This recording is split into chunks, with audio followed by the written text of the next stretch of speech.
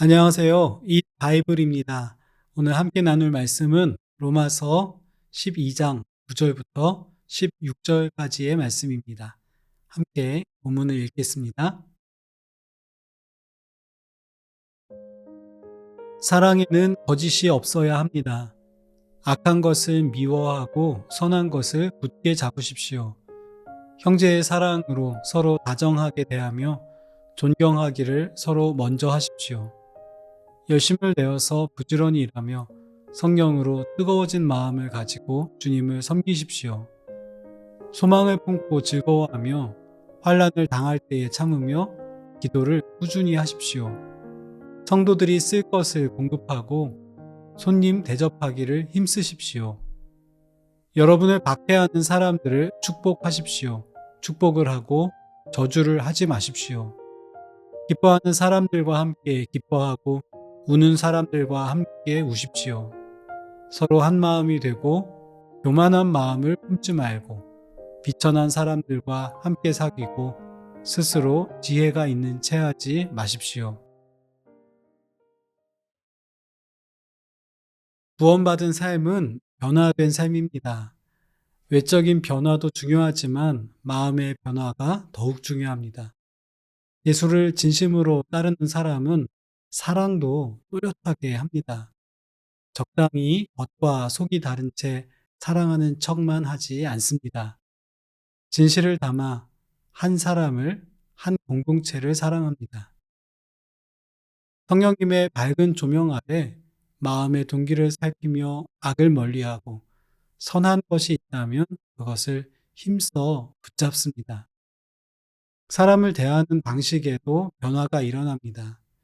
이해관계에 따라서 나에게 유익한 사람만 가려서 사귀려 하지 않습니다. 남이라도 혈육처럼 따뜻하게 환대하고 신분이나 재산 등과 상관없이 한 사람을 존중하는 마음 자세를 갖습니다. 주님이 우리를 이렇게 대하셨습니다. 성령님은 믿음 안에서 회심한 우리의 가치관을 크게 바꾸십니다.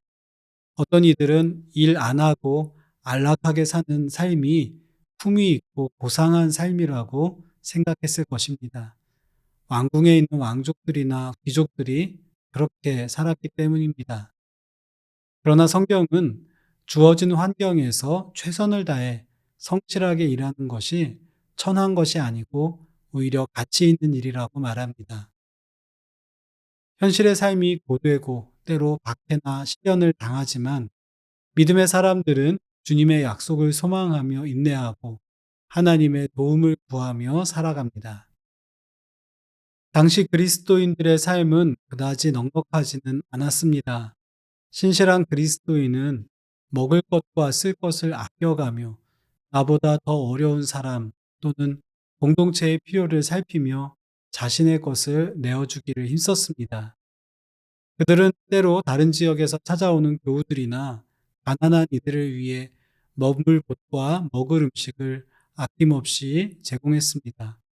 또 다른 지역의 교회를 돕는 데에도 힘썼습니다. 초대 교회들은 늘 유대주의자들의 모함과 폭력에 시달려야 했고, 나아가 황제와 제국의 박해를 마주해야 했습니다. 그것은 실제로 몸과 마음이 상하는 경험이었고, 재산이나 생명을 빼앗기는 경우도 종종 발생했습니다. 사도는 그런 교회를 향해 저주가 아닌 축복을 선택하도록 권면합니다. 어려운 선택이지만 주님이 그렇게 하셨기에 그들은 이 가르침에 순종했습니다. 이것으로 세상은 전혀 새로운 세상의 비전을 볼 수 있었습니다. 그리스도의 공동체는 기뻐하는 사람들과 함께함으로 기쁨을 두 배로 키웠고, 슬퍼하는 사람들과는 함께 울어주며 위로를 나누었습니다. 각자의 의견과 익숙한 일처리 방식이 달랐지만 서로를 존중하며 갈라지지 않고 하나 되기를 힘썼습니다. 자기 재산, 신분, 배움, 출신을 기준으로 사람을 대하지 않았고 오직 그리스도의 제자로 하나님의 사랑받은 자녀로 서로를 대했습니다. 세상은 이런 모습을 보며 충격을 받았고 감동했고 변화되기 시작했습니다. 믿는 우리들은 주님의 방식으로 세상을 새롭게 보아야 합니다. 거기서 차별과 미움과 욕심은 힘을 잃고 하나님의 통치는 밝게 드러날 것입니다. 이것이 세상 속 구원받은 성도를 향한 주님의 기대이자 명령입니다. 우리도 그렇게 해야 합니다.